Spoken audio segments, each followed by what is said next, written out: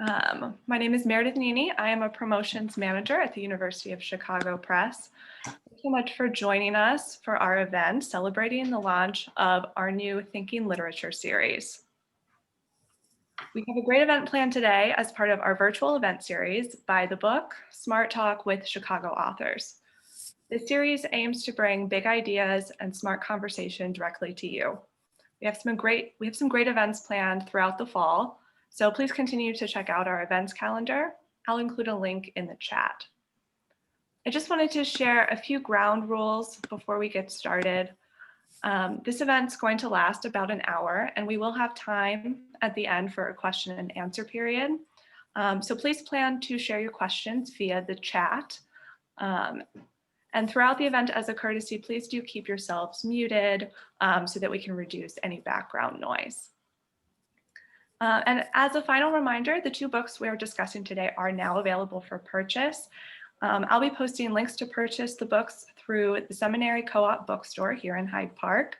We hope you'll consider supporting our local bookstore.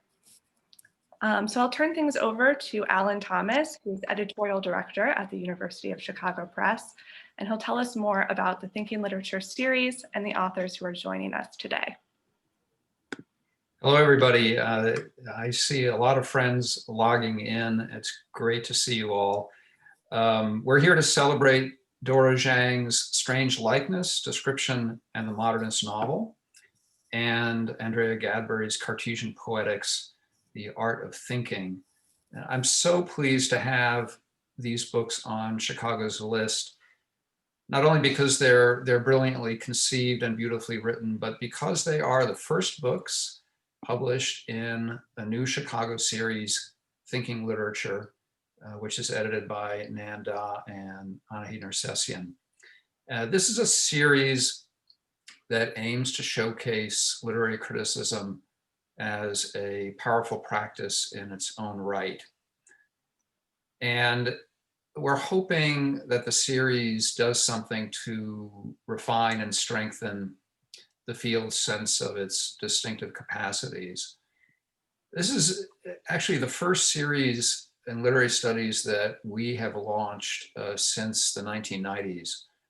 So for almost 30 years, I had acquired books in literature and literary studies without the help of any series editors, and it seemed time for a change. I'm really grateful to Nan and Anahid for their vision in conceiving of this series 2 years ago and for bringing these wonderful books to Chicago. Before we go further, I want to mention that the third book in the series is imminent. It's Craig Dworkin's Radium of the Word, A Poetics of Materiality, and it'll be published by Chicago next month. So let me formally introduce Andrea, Dora, Nan, and Anahid and turn things over to them. Andrea Gadberry is Associate Professor in the Department of Comp Lit and the Gallatin School at NYU. Cartesian Poetics is her first book, and it wins my prize for the book with the most perfectly formed first paragraph of any published by Chicago this year. Dora Zhang is Associate Professor of English and Comparative Literature at the University of California, Berkeley. Her essays have appeared in Representations, New Literary History, and more popular venues like Public Books, Chronicle of Higher Education, and The Point. Strange Likeness is also her first book, and it wins my prize for the best first sentence of any book published by Chicago this year. And that brings us to the two series editors. Nan Z is Assistant Professor of English at the University of Notre Dame, the author of Intransitive Encounter, Sino-US Literatures and the Limits of Exchange, and co-editor of the Thinking Literature series. And finally, Anahid Nersessian is Associate Professor of English at UCLA and the author of 3 books, Utopia Limited, The Calamity Form, and Keats's Odes, A Lover's Discourse, which is forthcoming next February on the 200th anniversary of Keats's death. So with that, let me turn it over to Nan and Anahid. Which of you would like to begin? Nan, do you want to start? us off? I think Anahid's going to start us off. Okay, Anahid, go ahead. Yeah, so I thought that I would begin at the beginning by saying something about the inception of this series and how it got off the ground. And as I was racking my brain to remember, to retrace my steps to the beginning of our origin story, I realized that the first time anything about this series or the idea of this series swam into my horizon is when I got a text message from Jonathan Kramnick, who may be on this call, saying, Alan Thomas wants to do a series in literary criticism and he wants you and Nan Z to run it.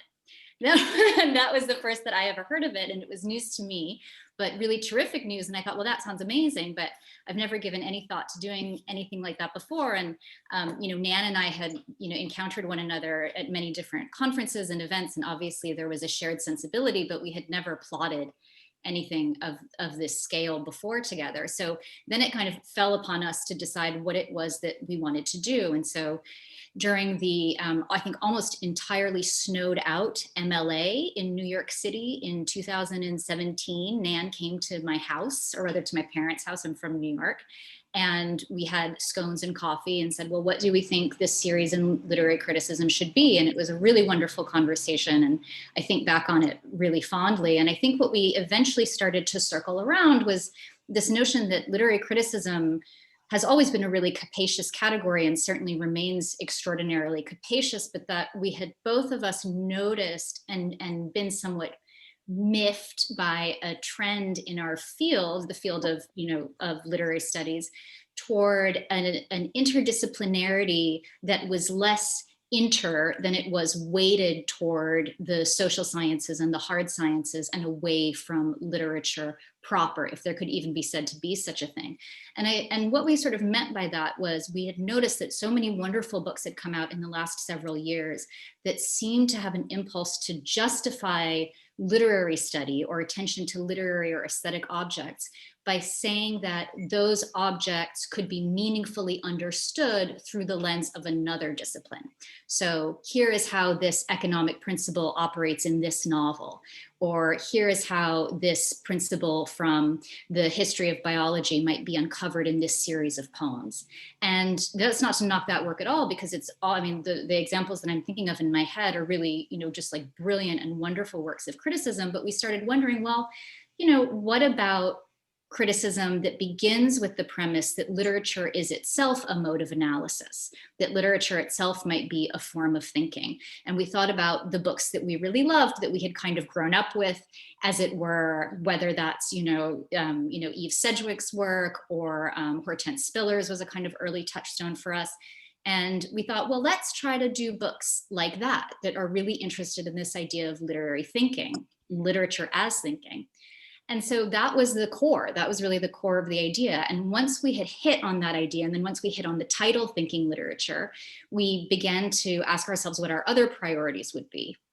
And it came to us, I think, very, very quickly that it was extremely important that we would prioritize books by junior scholars, that we would prioritize first books by people that were untenured, and that would continue to be a really meaningful core of the series, even as we also sought out works by more senior scholars. So we have a kind of, I think, loose commitment to trying to have about 50%, first books or books by junior scholars, and 50% works by people who are more established. And so that's why I think it's especially exciting to have Andrea and Dora with us today, because their books both exemplify the principles of thinking literature, and they're also first books for their authors. So we're really, really proud of that. I think that's all I'm going to say about this series itself, and maybe now I'll turn it over to Nan and see if Nan wants to add anything, and then we'll just start talking about the books. Thanks, Anahid. Don't really have too much more to add. We are looking for books with a kind of longevity, just as you say, that we had encountered sort of at a moment when they themselves were perhaps considered to be passé, but which are extraordinarily important to us. And we had noticed that even though literary studies is waning in some sense and is being actively undermined in other ways, that there was a crop always of extraordinary work. This, of course, includes an essay written by Dora Zhang, that I saw maybe 5 or 6 years ago, published in Representations on Proust, and the work of my co-editor and Andrea, they were being published while they were still graduate students. And these works were, these acts of literary criticism were magical in some sense, imaginative and incantatory, and a pleasure to encounter, you know, as they lie like sentences on the page, as sentences on the page. But they were also logical, you know, inferentially accurate, precise, analytically precise, and semantically precise. And this matters, I mean, to us, this mattered to us that we would be able to produce more books like this. So another quality that we're looking for was that they were treating, that these books were going to treat literary objects, but also literary studies itself, or literary analysis itself, as a kind of epistemic object, right? And I think that that's actually my cue to turn it over to Andrea and her beautiful book, which sort of, it's not exactly a study of poetry, and it's like not exactly a study of Descartes. It's sort of a study of how Descartes is using poetry for two extraordinary things. The first was, well, there are more, but I'll let her speak on this. But the first is the idea that, you know, one can sort of look at or sense or even be in love with one's own ideas as they're triggered by something else like poetry. But also, interesting enough, paradoxically enough, poetry could be regulatory, that it could hold our thought processes to certain rules established in another genre. So I think that the book is extraordinary, and I'll let Andrea say more about it. But it is certainly exemplary of what we wish to do and what we wish to do more of. Thank you so much. This first paragraph prize that I've just been awarded has made me feel like this is the Oscars, and certainly a first book is the closest thing I've ever experienced to an Academy Award. So let me say a few thanks. So Anahid and Nan, thank you so much for taking this on and for believing in this project. When I heard that you were doing the Thinking Literature series, it was like manna falling from heaven to know that other people cared about this and saw it. So thank you for that.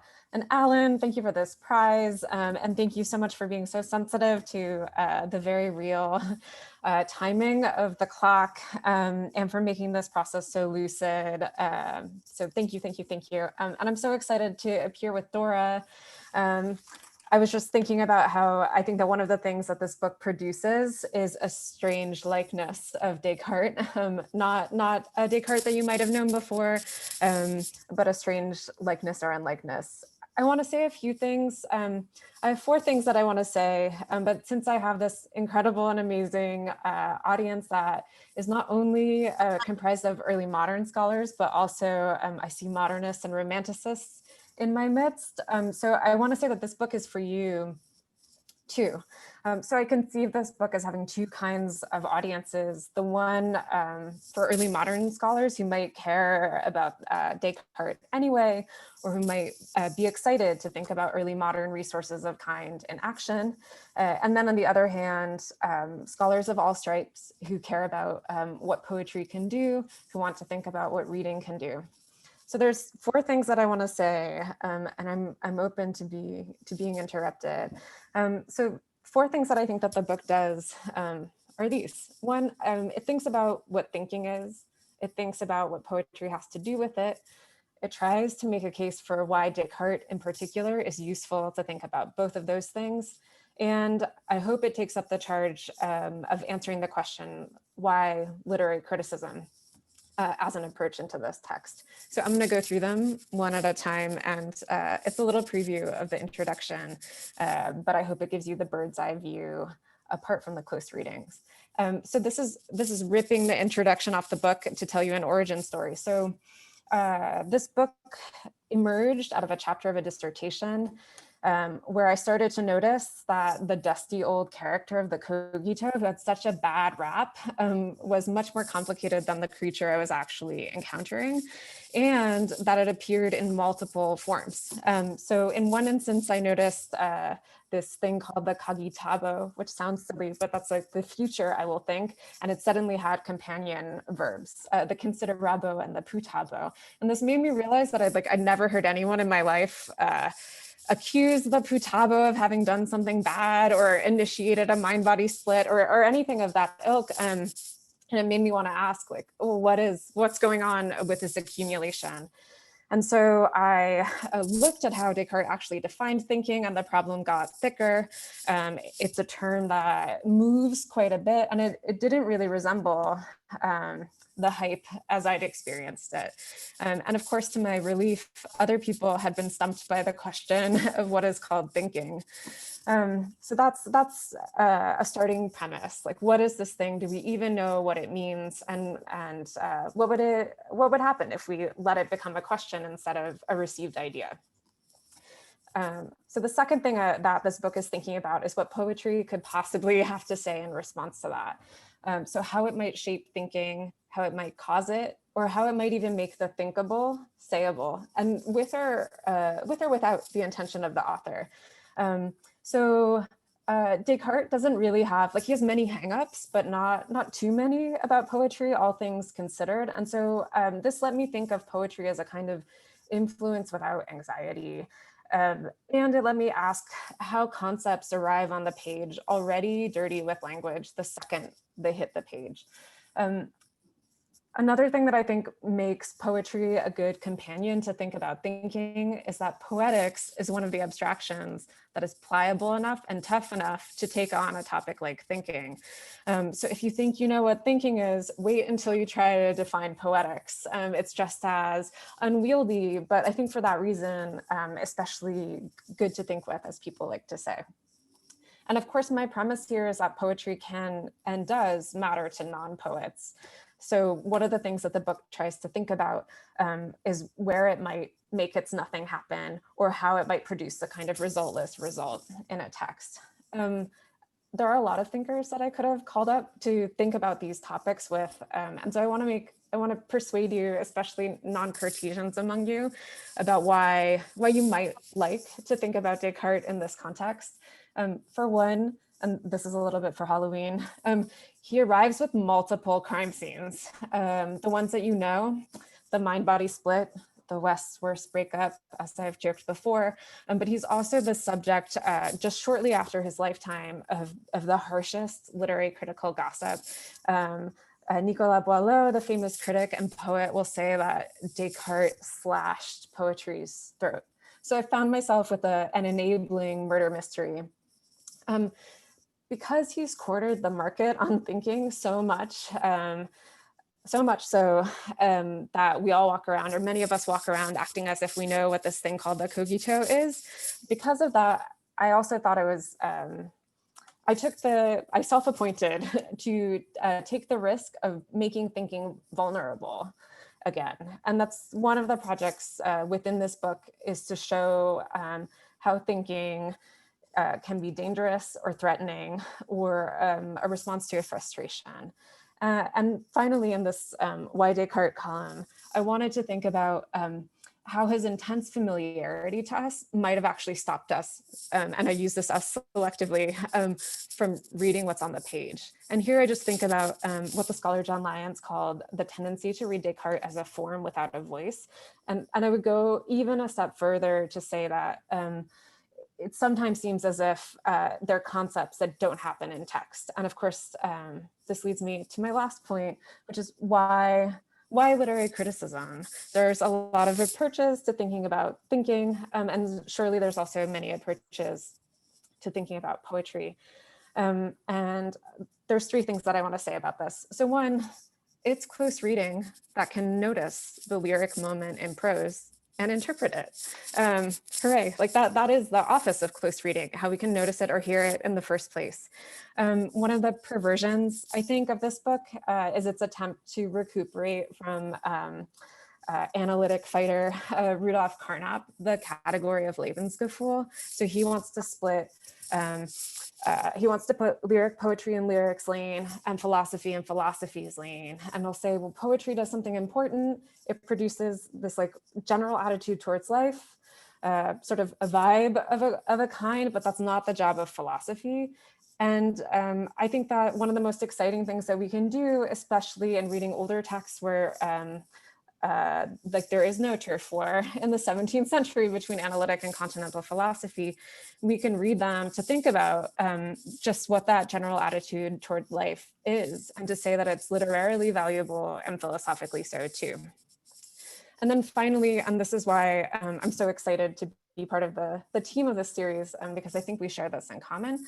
I think literary criticism knows more about doubt than many other disciplines. It knows, I think, how to live with it, how to make it a friend of the knowledge it produces, and how to handle the incidental, the small, and the strange. And so I hope what this book gives is a small, strange Descartes. Yeah, so that's what I wanted to say about the book as a whole.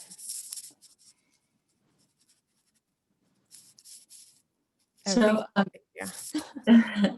thank you for that. And one of the things that I sort of love about this book is that you're, like Dora's book, you're taking a trope or a concept and running it through to the end. And one of them, of course, is defamiliarization or just refamiliarization of Descartesian thinking.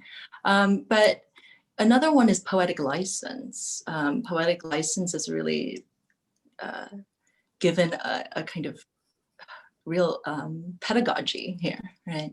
And so maybe I can leave that question on the table and turn to Dora just for a second, who is also running a concept through until it becomes strange to us. And for her, I think it's the reality effect, maybe, and seeing how that particular concept is changing through form or changing through genre. Dora, would you like to speak about your book? Yeah, thanks. I don't have anything so eloquent as what Andrea delivered. I just have a few scribbled notes, but like Andrea, I want to just begin by saying thanks to everyone, Nan and Anahid, and Alan and Meredith and everyone else at University of Chicago Press, and also everybody for coming to this event. It's really nice to see lots of familiar faces or names, but also unfamiliar ones or names of people whose work I know and really admire. So it's just really nice to have the occasion for, or to have this occasion. So my book, which is about description and some modernist novels, I think it also has a sort of two-pronged aim, kind of like Andrea's as well. It tries to say that modernism has some interest in description, that modernist novels have something to say about description, or that modernist writers were interested in this technique, that there was formal experimentation in description going on. And so that's one kind of aspect, and that might allow us to, rethink the relationship between modernism and realism, for instance. But then on the other hand, it also seeks to just use that corpus to kind of reinvigorate our thinking about description more generally. Description is this term that the book really begins with this basic question of what does it mean to describe something? And it tries to show that question is actually quite complicated and not so easy to answer. Description is such a basic concept and something and such a basic and prevalent feature of fiction, of course, also in poetry, but I'm sort of pretty limited to fiction in this book, and to thinking about it in terms of the novel. So it's everywhere, and we invoke it all the time, but it's still, I think, quite under-theorized, and it's this really unwieldy term. I think there's a lot of work when I first started looking into this topic. There's a lot of work that talks about description in terms of its reference, so I think it's very easy to talk about description in terms of its reference, because it's actually a sort of form that's hard to pry apart, or harder to pry apart perhaps than some others. But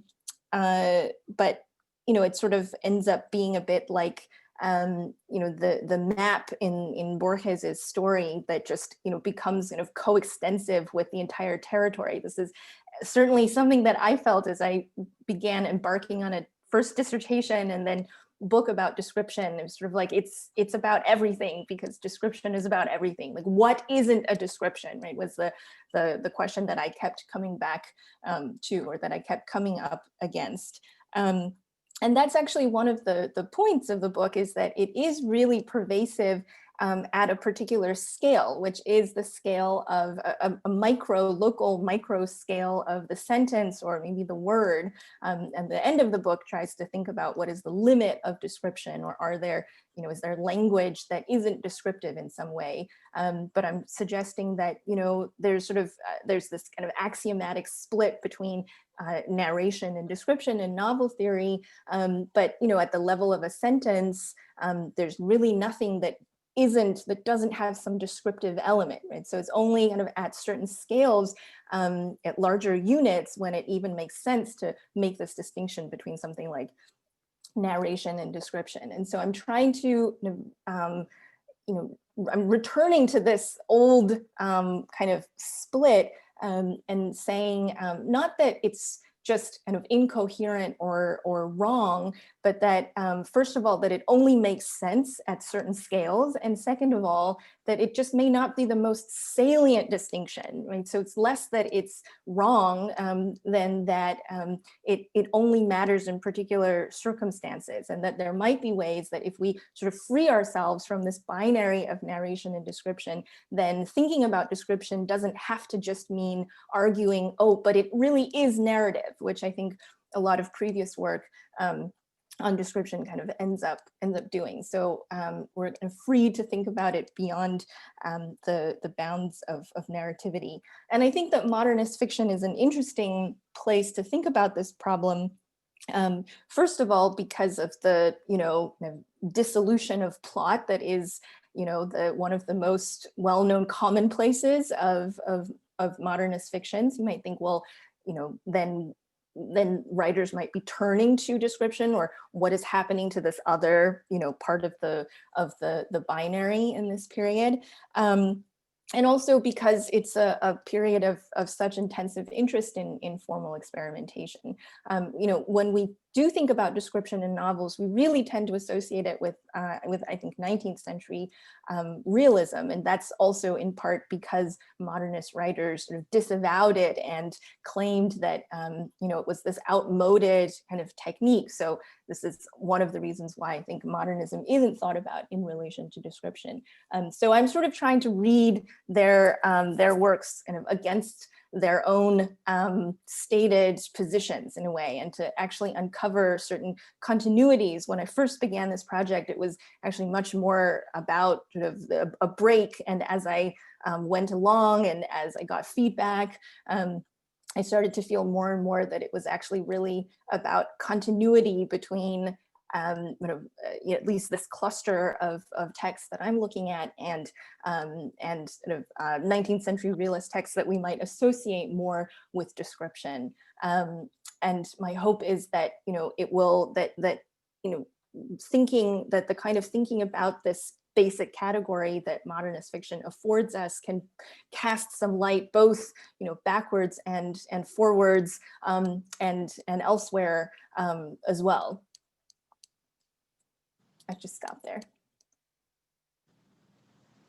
Oh man, so thank you, two of you. That was really amazing. And I feel like I learned so much about these books that I've spent so much time with over the last, year and a half or so. And that was really enlightening and also enlivening, when the idea that this is a kind of Academy Awards, I think really adds a special excitement into the proceedings, although I do feel underdressed. So, we are going to at some point turn it over to questions from the group. So if people have questions that they're formulating, you can go ahead and type them into the chat, and we'll get to them probably in a couple of minutes.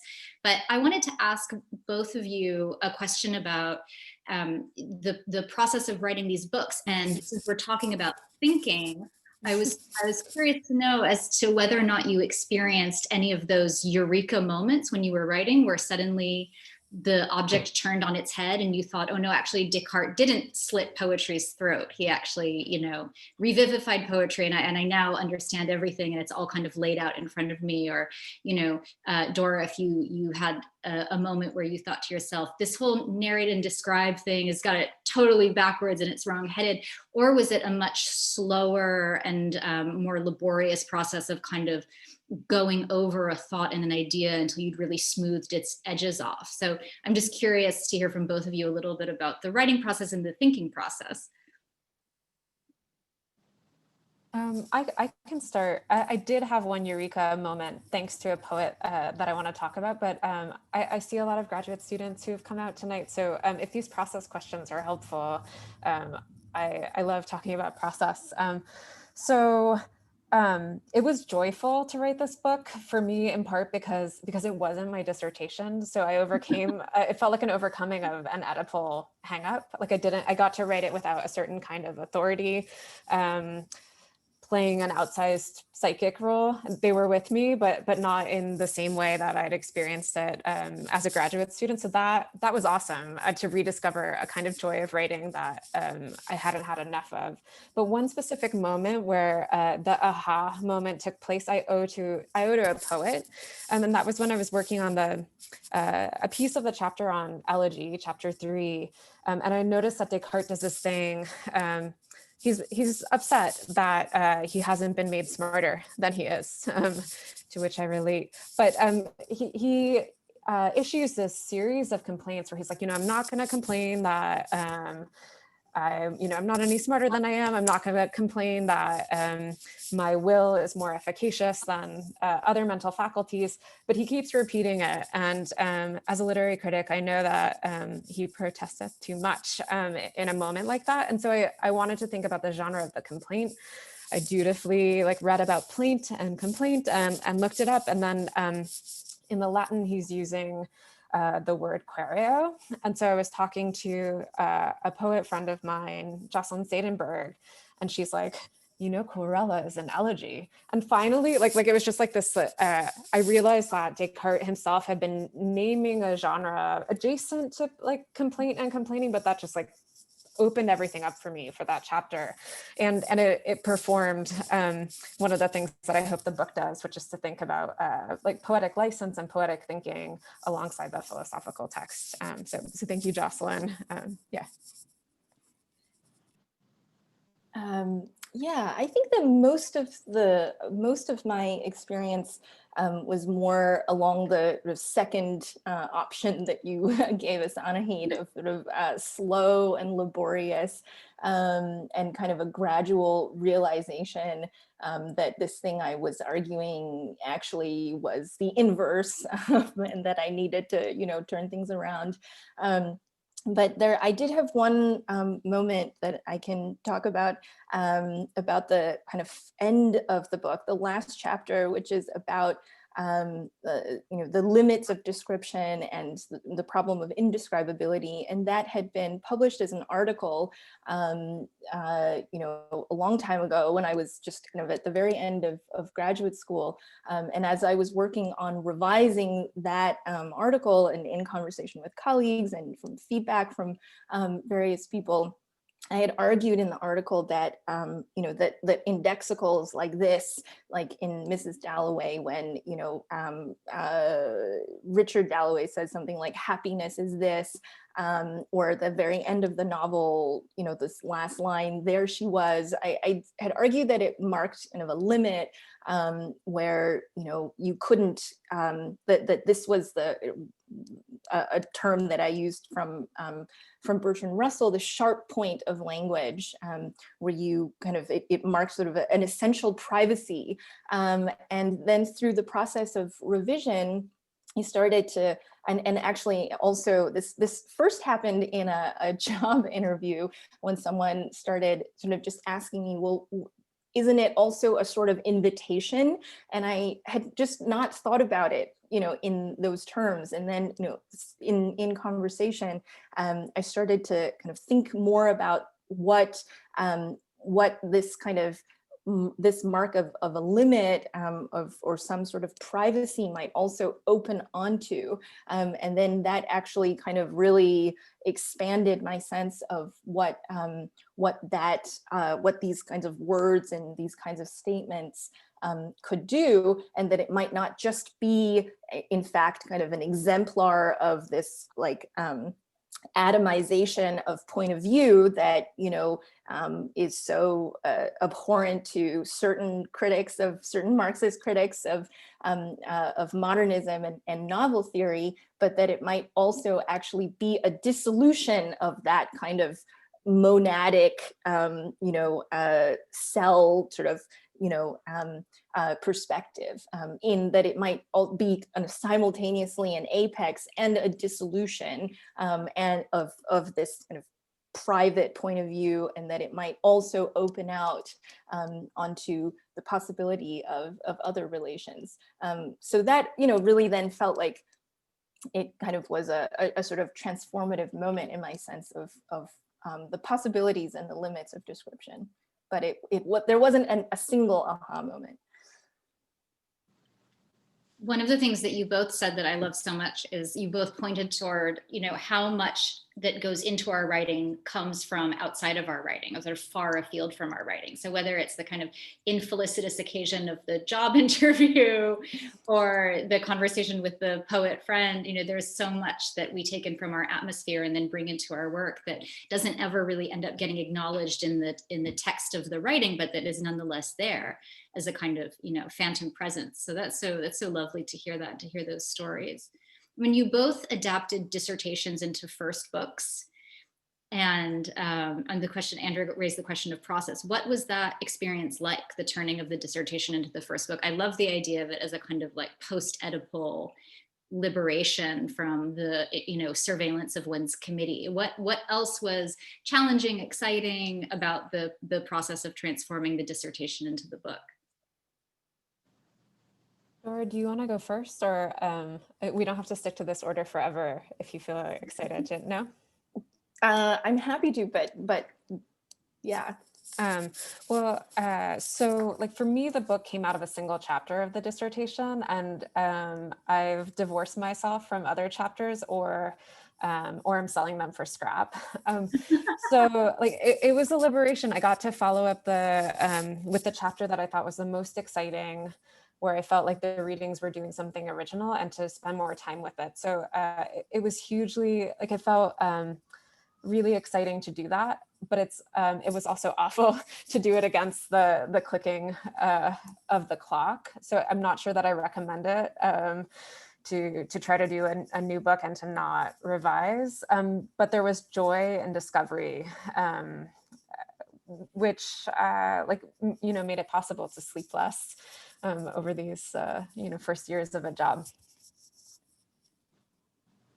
My book is really a revision of the dissertation, and it actually even shares with the dissertation a fair amount of the chapter structure. There's addition of a new chapter at the beginning, but otherwise, I think if you look at the table of contents, it looks relatively similar. But I was kind of I've never renovated a house, but I imagine this is what it is. I was like gutting and completely rebuilding, the house. So it kind of preserves its structure, but everything has been sort of redone. So I don't think there's a single sentence that hasn't been rewritten, but outwardly it kind of looks quite similar. And I think I really just try to think more and think harder really about what was really going on in this problem of description and what it was that I wanted to focus on, and what, where I wanted to engage and not engage, once again, because, it's a problem that is so vast and could be about anything. And I've actually been really grateful in when I presented the work, I'm always sort of like terrified that people are going to be like, what about X? What about Y? Like, this is such a topic that lends itself to whataboutism. And I have a few in my head that I'm like, oh, please, no one say, X. But people have, mostly been actually really not found that. But it is something that could be done. And so I think, and everyone has a problem that is, I think, that could be really broad. And so the problem is always how to circumscribe it. But I sort of thought of the revision process as trying to not really expand so much as just kind of deepen. And I don't know, that was hard, but it was what I tried to do. One of the things that really appealed to us about both of these books is that they were full of wonderful hidden surprises and propositions that were quite well argued, but weren't the most obvious ones, right? In Andrea's book, I noticed lots of things. I mean, one of them is this problem of vulnerability that has a Bildungsromanik arc in thinking. In your book, Dora, it's this, it's in the title itself, it's this sort of how can verisimilitude make things worse, right, in some sense, or at least make things more existentially difficult. And so I guess I'm wondering what other aspects of your books you really wish to surface that may not be immediately apparent.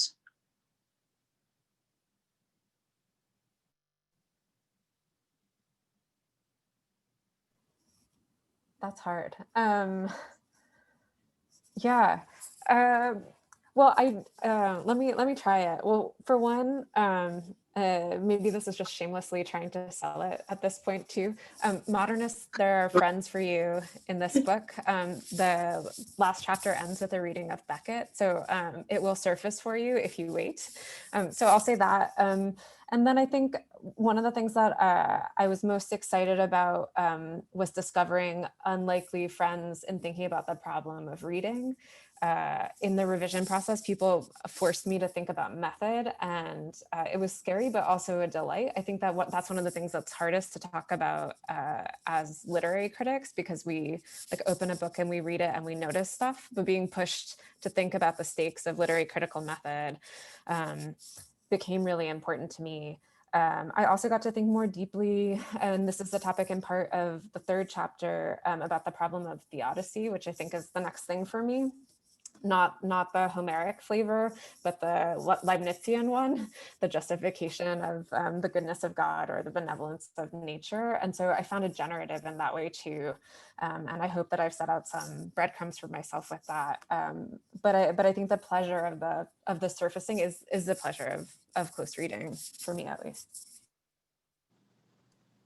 I'm not sure, Nan, if your question is about what's there or what's incipient in our work that we wish we could extend, or what's there that we wish to kind of alert the people here to. And there's so much of the former, but I'll just say of the latter, one of the things that for me was really exciting was reading the work of Daniel Stern, who's a child psychologist and psychoanalyst, on affect attunement. And I talk about this in one of my chapters on Wolf, and how it is that we describe a feeling. And that's really actually kind of the kernel. That was how I started with this book, with a dissertation, was just in noting how hard it is to describe not just feelings, but, kind of subjective experiences, first-person experiences of all kinds, and how easily people sort of revert to saying things like, well, you just had to be there, so what does it mean to have to be there, or how can literature or how can novels sort of register that sense? That's kind of what especially the last couple of chapters are about. And reading Stern's work on affect attunement and the way in which, as he describes, certain qualities can be felt across or can be perceived across different perceptual modes. So for instance, the intensity of a color, or intensity can be perceived, in the saturation of a color, or in, the volume of a noise, or in the kind of forcefulness of a gesture, noting these kinds of certain cross-modal qualities really actually felt like a bit of a key for me in unlocking why certain descriptions of feeling I felt resonated so much, and that and this is something I'm trying to explain as, or what I'm calling affective matching, because he uses this term of matching, and so it's not really describing in the sense of representing, but trying to kind of find something, a match for this experience or for this feeling. So that's a portion that to me was particularly exciting, and I found Stern's work really, really useful and interesting. Anahid, do you want to grab questions from Q&A? Yes. So that we're doing it at the same time. Yes. So we have a question from Rivki Mondal, and I'll just read the question, and then whoever feels moved to respond to it can. And Rivki, if you want to follow up, go ahead. And if anybody else has questions, type them into the chat, which is currently bereft of questions and waiting for you to ask away. My question is for Dora, although I hope it beckons to Andrea. In your book, you write that, quote, describing is always already bound up with interpretive commitments. Could you please say more about the hermeneutics of description? Are description and interpretation part of the same continuum? For example, the description of the object delimits our close readings. Sure. Yeah. Thanks for this question. It's a really really good one. So, and it's so weird to see yourself quoted. I'm like, did I say that on page 58? I guess I did. This is, I think, in part, I was thinking about, description has recently been floated in debates about method and reading practices, right? And in those, it's sometimes been opposed to something like interpretation. And I think this is part of the way in which description is still regarded as kind of very neutral, as a kind of, Philippe Hamon calls it a methodological degree zero. And he wrote that in like the 80s, but I think in some ways we're only just starting to really, pay attention to the ways in which this isn't true. And so I'm kind of trying to just bring out that, how you describe something or how you constitute an object, yes, does, I think, delimit the possibilities of what you can do with it. And this is a point that has been really recognized in other disciplines. So it's not really a new point, but I think it's something that we still in literary criticism could take more into account or could think more about.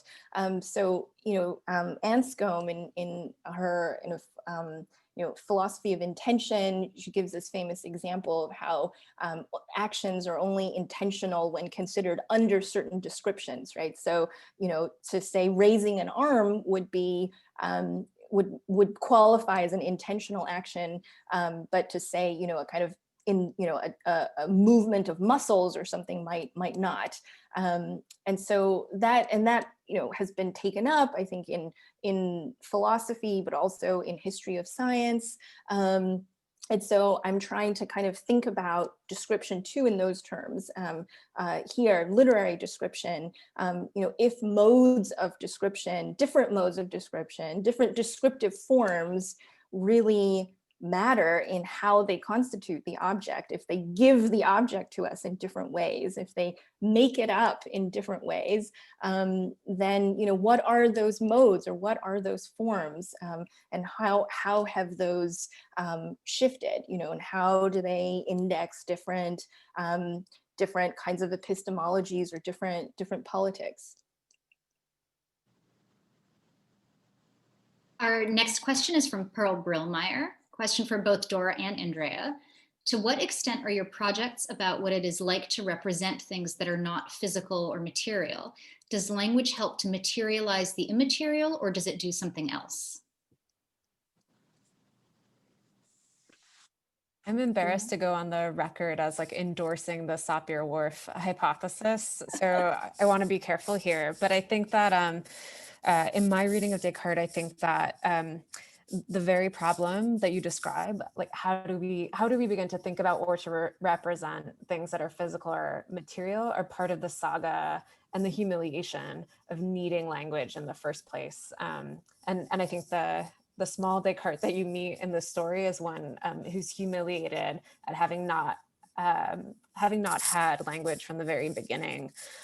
So like in that way, the indignity of not having things be immediately sayable is baked into the plot of the book. The other thing I'll say about materialization and language is that the final chapter thinks about the figure of the anagram, which is this lovely, like slippery object that at once sometimes names a genre, sometimes is a figure. So the problem of like even recognizing a poem or a literary figure when you see one comes to the fore. But I think one of the things that the figure of the anagram does for Descartes is let the text contain thinking once the body is gone. Yeah, I think I am definitely interested in this book in the problem of representing things that are not physical or material. I mean, I think that is one of the distinctive things about the writers that I'm looking at, and I think it's one of the things. I mean, this is also a sort of really banal point, but it's something I realized in the process of writing this book, that it's really hard. I mean, we tend to think of descriptions as being about material objects. You know, we tend to think of description as being a prose of things. You know, so what does it mean to try to describe, say, an atmosphere? Right? That's the subject of my chapter on James, for instance. And I think, you know, it's a kind of banal point that it's really when you're describing something that doesn't look like anything or that isn't physical, you can't be, it's not about visualizing it. And I think this also alerts us to the fact that we kind of tend to conflate description with something like visualization, you know, in part because of its long history as ekphrasis.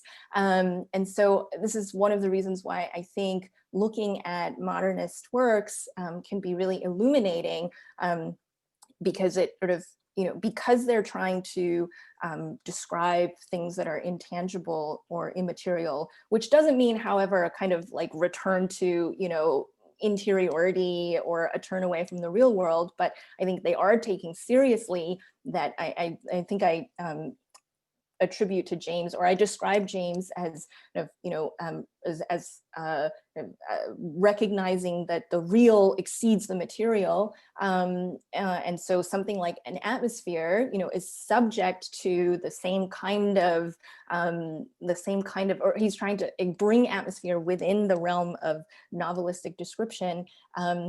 That inevitably has to, you know, use or draw on different kinds of resources, but it also really makes clear how much description is about sort of, you know, incarnating or materializing or displaying or expressing, and, you know, we maybe don't think of these things as description, but I think to think of it as description also, you know, can hopefully at least show how that is at work, that kind of making it up quality is at work in all kinds of descriptions, even ones that are not so obviously about, you know, immaterial or intangible things.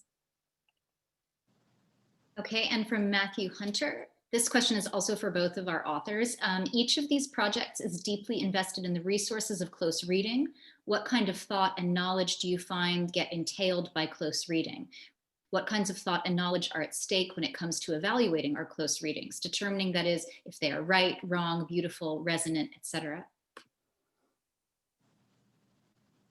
I think I'd like to take on the second half of that question and give you the first half, Dora, if you want to. Obviously, you don't have to, but I'm really curious about the problem of evaluating our close readings, and I thought a lot about. I mean, I'm doing something sort of wild. I think, in locating moments of poetic intensity in a figure who disavows the influence. So I thought about this a little bit in two ways. For one, I think we can imagine close readings that are wrong, perhaps. Like if I say that, I don't know, cogito ergo sum is like a perfect hemistiche in the like Alexandrine, like that's nice, but I'm not sure I'm gonna take it somewhere. So I do think there's a scene of judgment about coincidence. And Dora, I'm like, oh, maybe you can teach me about matching, because it seems like that's also something that happens here. And to resolve some of that problem, I tried to think about it in two ways. One was to think historically. So there's a storehouse of historically recognizable poetic forms that any early modern writer who'd been through the humanist curriculum could draw upon. And so that's one way that I thought about anchoring the close readings. The other way was to see how far I could push myself to embrace hazard as a literary critical goal, and to court hazard as an aim of interpretation, and to have the act of writing about it to be a kind of a persuasion that takes on that dangerousness. And then finally, this makes me think of a text that I read alongside this process, which is Hannah Arendt's Thinking and Moral Considerations. And she wants to think about how much in common thinking has with making an aesthetic, how much moral judgments have in common with aesthetic judgments. And I think that literary criticism often participates in a similar kind of hazardous decision-making. I don't know how much I have to add. This is a really interesting question. I mean, we teach close reading all the time, right?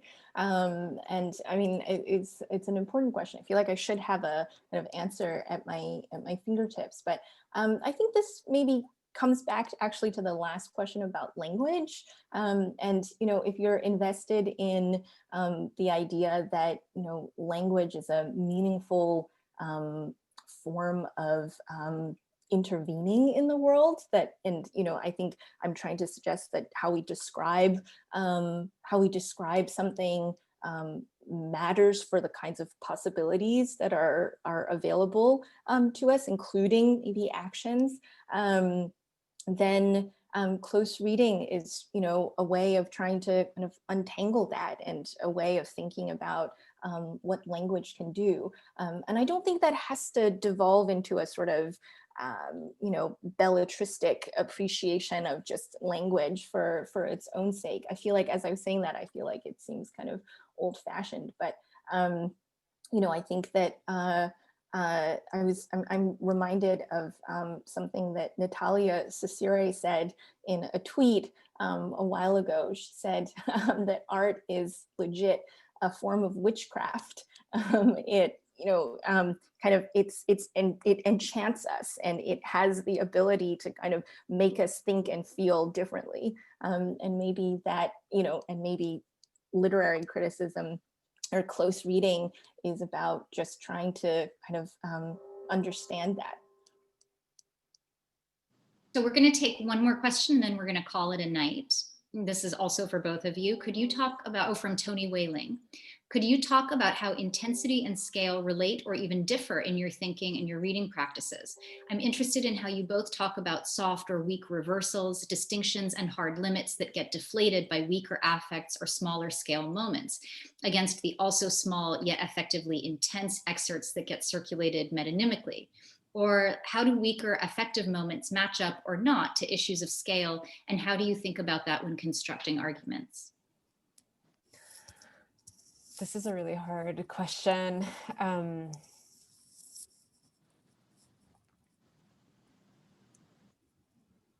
Dora, just kidding. I don't know. I mean, I think that, I mean, I think that there's many different flavors of scale, I think, at work in the question. So the scale of the thing that you notice in the text. So how do you zoom, like notice the thing that you locate through close reading and zoom back out? And is there a kind of like, is there an ethics of argumentation in the act of blowing up the thing that's being close read? I mean, I do think that that's where, like sometimes I joke that I'm a fourth wave deconstructionist, and I think that that's where having a kind of responsibility to the text itself can help manage what you're calling like reversals and deflation and inflation, not making too much of.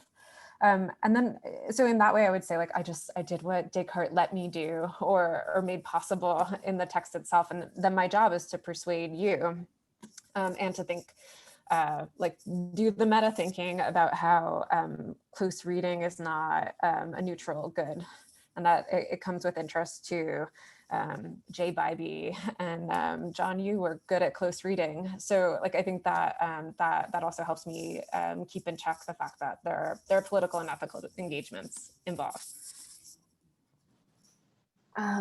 This is a really hard question.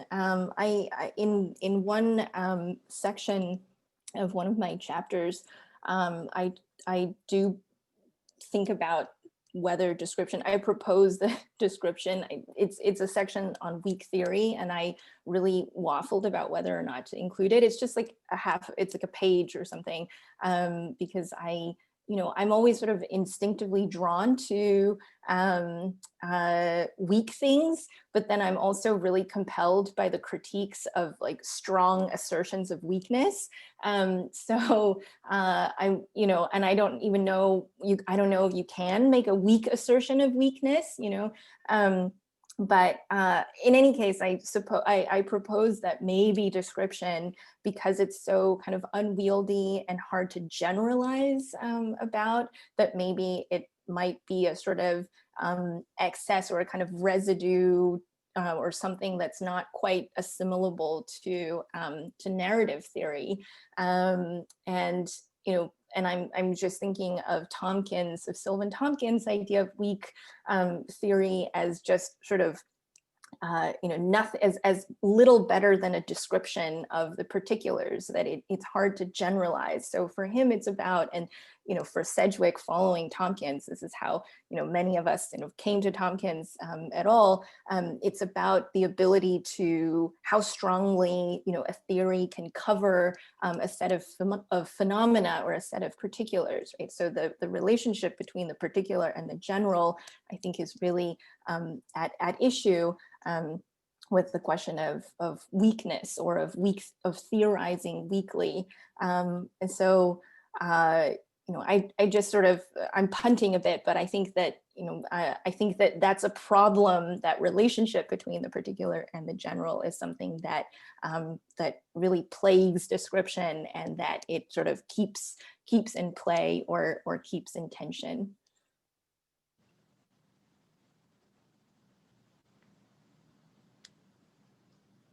So I think that's time. Thank you so much for thinking on the spot for us and with us, including everyone from the audience. Alan, do you have any last words for? I just want to second those thanks. We really appreciate everyone turning out. Thank you, Dora and Andrea, for talking about your books, and Nan and Anahid for the good questions, and the audience for yours. As Meredith mentioned at the beginning, the chat includes some links to the seminary co-op, where people can buy these books if you don't have them already. You can also buy them off the University of Chicago Press website, but we hope you'll support your local independent bookstore. God knows they need our help.